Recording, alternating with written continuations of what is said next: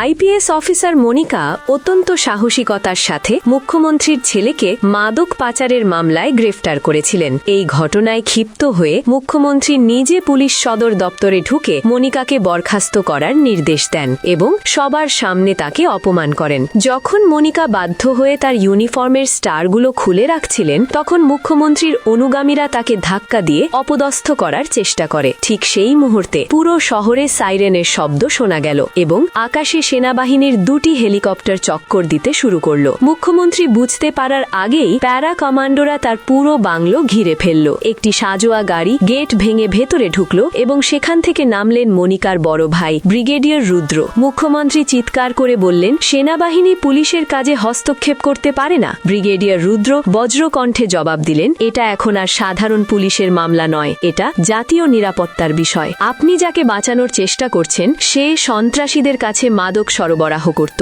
দিল্লি থেকে গ্রেফতারি পরোয়ানা এসে গেছে। আপনি এবং আপনার ছেলে এখন সেনাবাহিনীর হেফাজতে। মুখ্যমন্ত্রীর মুখ ভয়ে ফ্যাকাশে হয়ে গেল। ব্রিগেডিয়ার রুদ্র পরম আদরে তার বোন মনিকার কাঁধে আবার আইপিএস এর স্টারগুলো পরিয়ে দিলেন এবং স্যালিউট জানালেন। যখন রাজনীতি কলুষিত হয়ে যায় এবং ক্ষমতার অপব্যবহার করে সত্যকে ঢাপাচাপা দেওয়ার চেষ্টা করা হয়, তখন ন্যায়ের রক্ষকদের এভাবেই রুখে দাঁড়াতে হয়। সত্যের জয় সবসময় অবধারিত।